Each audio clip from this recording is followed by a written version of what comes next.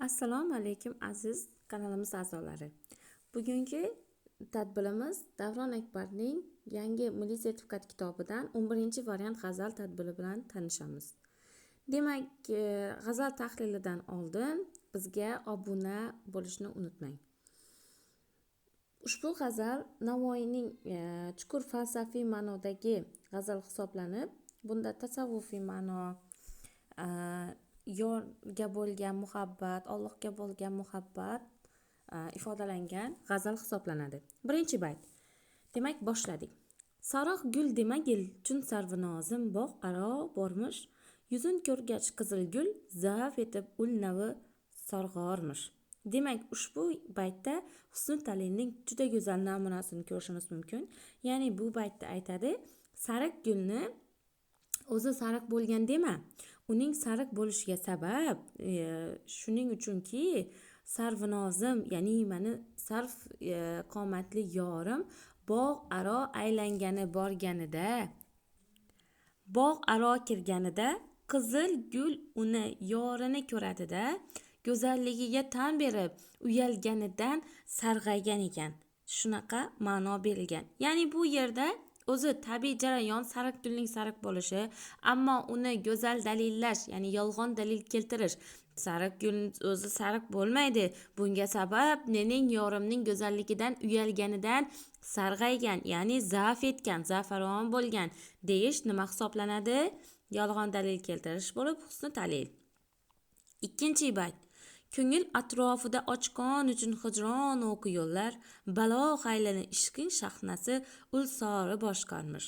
Demak, mening deydi, ko'nglimning atrofida sening hijron o'qlaring, mening ko'nglimning atrofida sening hijron o'qlaring yo'llarni ochgan, ko'nglida yo'l ochgan ekan.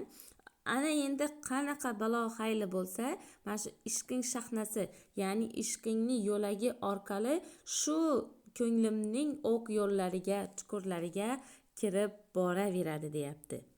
3-bayt. G'aming minnat qo'yib jon oldi, vaq jonimga 100 minnat, ki xudbori tiriklik minnatidan jonni qutqarmish. Demak, g'aming minnat qo'yib jon oldi. Joni, yorning g'ami minnat qo'yib, ya'ni nima desak, minnatdor bo'lib meni jonimni oldi. Ya'ni shu qadar minnat qilaverib g'ami jonini olibdi ekan. Oshiqni, ya'ni oshiq yorni ishqida shu ezilaverganidan oxiri jon beribdi. Va endi jonimga 100 minnat deyapti. Ya'ni o'zimni jonimga 100 minnat rahmat aytamanki, xud bori tiriklik minnatidan jonni qutqarmish. Meni endi deydi tiriklik minnatidan, ya'ni minnat qilmoq, pesh qilmoq ma'nosida tiriklikni nimasidan meni jonimni qutqardi deyapti. Demak, jonini qutqargan narsa nima ekan? Yorning g'ami ekan. 4-bayt. Kaloming gavharidek topmamish, garchi sabo ilgi, yo'qosin g'unchaning yirtib nechkim qo'ynin axtarmish. Demak, kaloming gavharidek topmamish. Bu yerda kalom so'z degan ma'noni anglatadi. Demak, sening so'zingdek gavharni topmam men hech qayerda deyapti.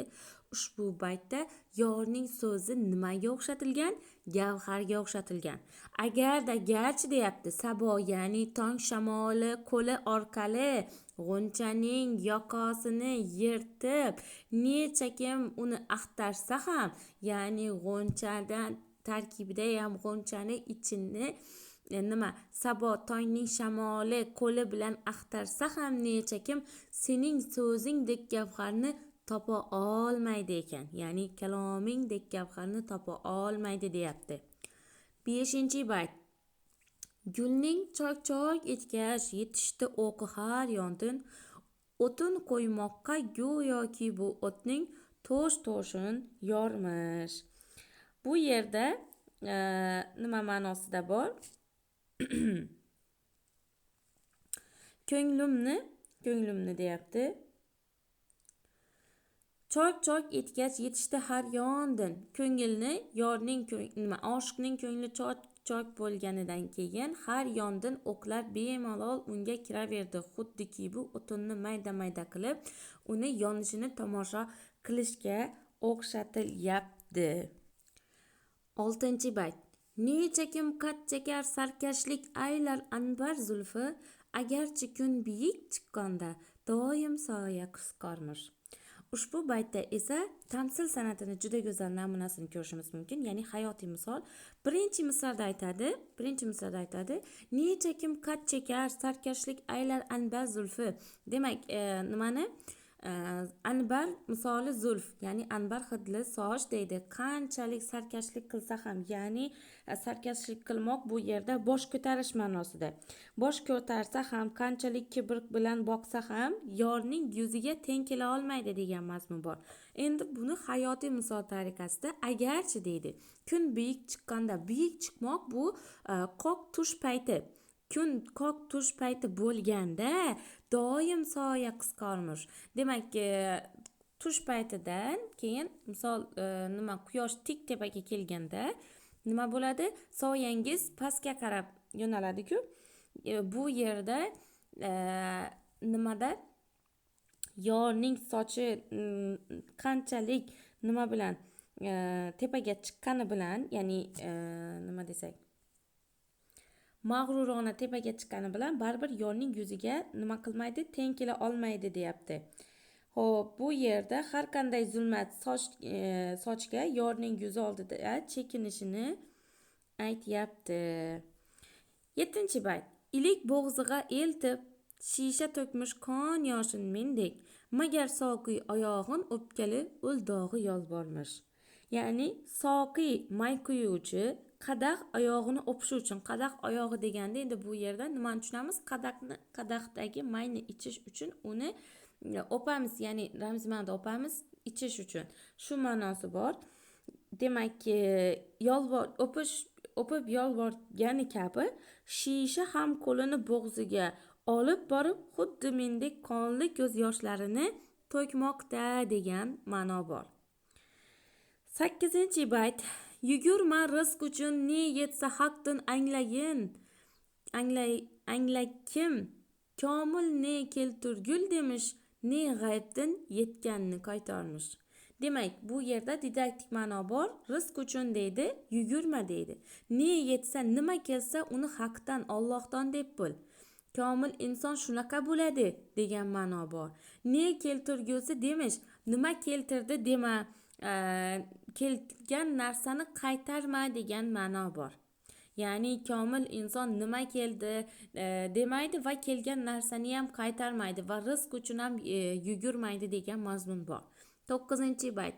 Froqu zuhd dafiga Navoiy ishq sahbosin, magar 9 tutib 9 falak jomi sipqormish.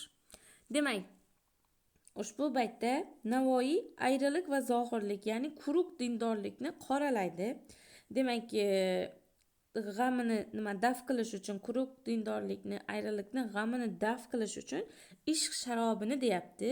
9 marta simordim. Ya'ni bu yerda 9 so'zi shunchaki kelmagan. Bu eski nimalarda 9 qavatli osmon ma'nosida ham qo'llaniladi.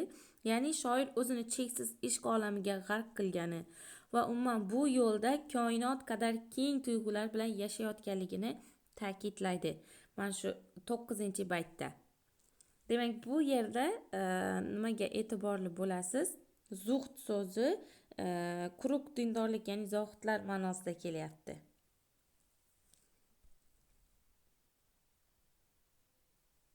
Yo'q, bu yerda zuhd dunyodan voz kechish, ya'ni taqvodorlik ma'nosida. Froqu dafiga Navoiy ishqidan magar 9 magar jomi sipqormish.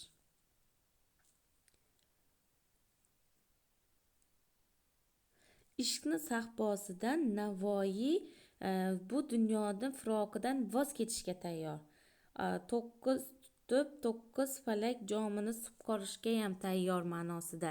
Yo'q, bu yerda oldingi nimamiz noto'g'ri, mana shu to'g'ri bo'ladi. Xo'p.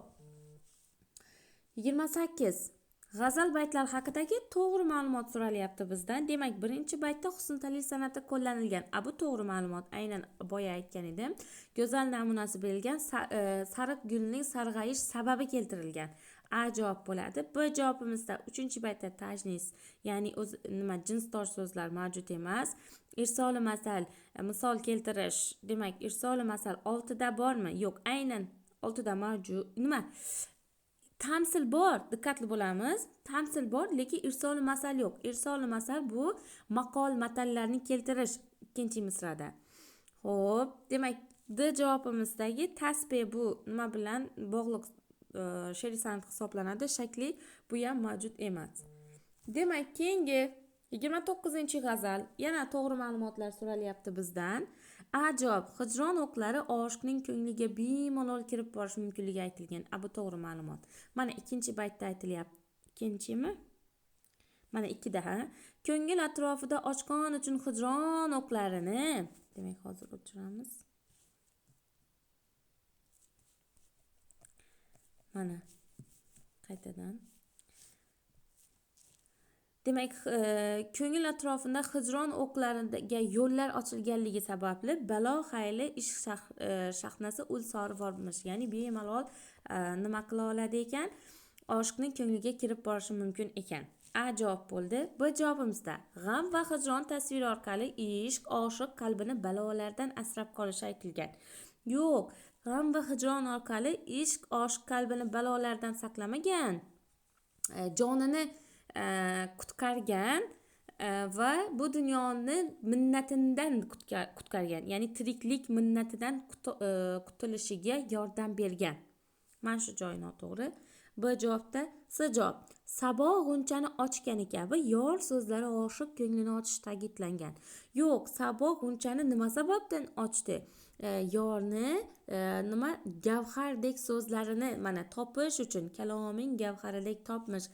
Garchi sabo uygi, ya'ni g'unchani yoqasini yirtib mana shu gavharga o'xshash gavhar qidildi, ammo lekin topa olmadi. Shunaqa ma'no bor bu yerda. Yo'q, C javob noto'g'ri. D-da yor zulfi uzun bo'lgani uchun quyosh chiqsa ham uning soyasi qisqarmasligi. Yo'q, bu boya nechanchi baytda? 6-baytda bor. Bu degani ushbu baytning asosiy mazmuni soch nimadan yuzdan tepada turgani bilan quyosh chiqqanidan keyin soyasi baribir go'zal yorimning tagiga tushib qoladi. Ya'ni soya orqali ya'ni sochining soyasi undan past darajada turadi degan mazmun bor. U javobimiz ham noto'g'ri degan. 30-savol. Shunda bizda A javob bo'ldi 29ga. 30. G'azal baytlarda ishtirok etgan she'riy san'atlar so'ralyapti bizdan. Demak, birinchisi ishtiqoq, asosdor so'zlar. Xo'p, ishtiqoq bor. Ishtiqoq bor. Aynan nimada bor? Boya mana minnat qo'yib jon oldi va minnat so'zlari. Demak, jonimga 100 minnat deganda minnatdorman, rahmat degan ma'noda tushunamiz. Mana bu yerda minnat qo'yib deganda minnat qilmoq, yuziga solmoq, pesh qilmoq ma'nolarida tushunamiz. Demak, ikki xil o'zak, lekin alohida ma'nolarni bildiryapti. Bu nima degani? Ishtiqoq degani. To'g'ri javob. Tamsilchi. Tamsil ham bor. Tamsilni boya ko'rgandik, go'zal namunasini, hayotga yaqin. Mana bu 6da bor. Aynan 6da bor. Kun tepaga kelganda soyaning qisqarishi, ya'ni soyaning yerga tushishi. 2da bor. Shu 2 ham mavjud. Talmih yo'q. Biror bir joyda tarixiy shaxslarning nomi keltirilmagan. Navoiyning o'zini taxallusi keltirilgan, lekin u talmih bo'la olmaydi. Shunda bizda 1-2 C javob bo'ladi. 31. G'azal haqidagi xato hukmni aniqlashimiz kerak ekan. Xo'p, demak A javob: may kuylayotgandagi ovoz yig'lash va yolvorishga o'xshatilgan. To'g'ri, boya aytmadik shuni. Qaranglar, mana bu yerda bor edi bu.